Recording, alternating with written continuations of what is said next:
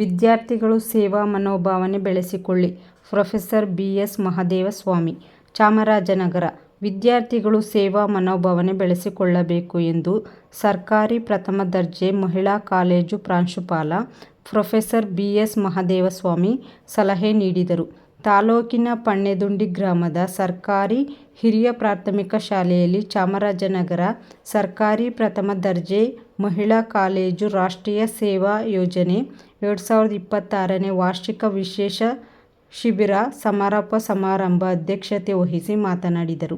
ಭವ್ಯ ಭಾರತ ನಿರ್ಮಾಣವಾಗಲು ವಿದ್ಯಾರ್ಥಿಗಳಿಂದ ಮಾತ್ರ ಸಾಧ್ಯ.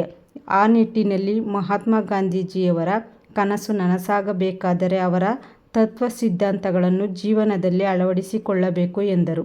ಎನ್ಎಸ್ಎಸ್ ಸಹ ಶಿಬಿರ ಅಧಿಕಾರಿ ಡಾ.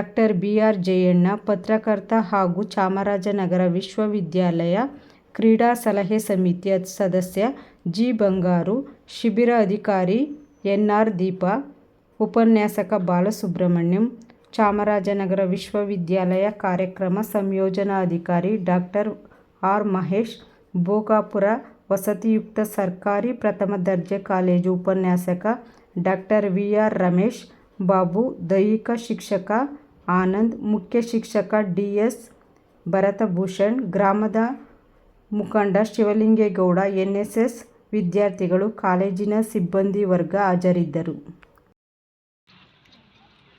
ಆರಂಭದಲ್ಲಿ ಎನ್ಎಸ್ಎಸ್ ಅಧಿಕಾರಿಯಾಗಿ ತಾವು ನೇಮಕಾತಿ ಹೊಂದಬೇಕು ಅಂತ ನಾನು ಮೇಡಮ್ ಅವ್ರನ್ನ ಮೀಟಿಂಗಲ್ಲಿ ರಿಕ್ವೆಸ್ಟ್ ಮಾಡಿದಾಗ ಇಲ್ಲ ನನಗಾಗಲ್ಲ ಅಂತ. ನಾವು ಸಾಮರ್ಥ್ಯ ಅವ್ರ ಸಾಮರ್ಥ್ಯ ಅರಿವಿಲ್ಲ, ಬಟ್ ನಮ್ಗೆ ಅರಿವಿರುತ್ತೆ. ಸೊ ಒಬ್ಬ ಗುಡ್ ಅಡ್ಮಿನಿಸ್ಟ್ರೇಟರ್ ಬೇಕಾದರೆ ಯಾರಲ್ಲಿ ಯಾವ ಸಾಮರ್ಥ್ಯ ಇದೆಯೋ ಅದನ್ನು ಗುರುತಿಸ್ಕೊಂಡು ಅವ್ರಿಗೆ ಜವಾಬ್ದಾರಿನ ಕೊಟ್ಟಾಗ ಮಾತ್ರ ಆ ಕೆಲಸಗಳು ತುಂಬ ಯಶಸ್ವಿ ಆಗ್ತವೆ ಅನ್ನೋದು ನನ್ನ ನಂಬಿಕೆ ಆಗಿದೆ. ಯಾಕೆಂದರೆ ನಮ್ಮ ಹಿಂದಿನ ಕಾಲೇಜುಗಳಲ್ಲೂ ಕೂಡ ಯಾರ್ಯಾರಿಗೋ ಈ ಒಂದು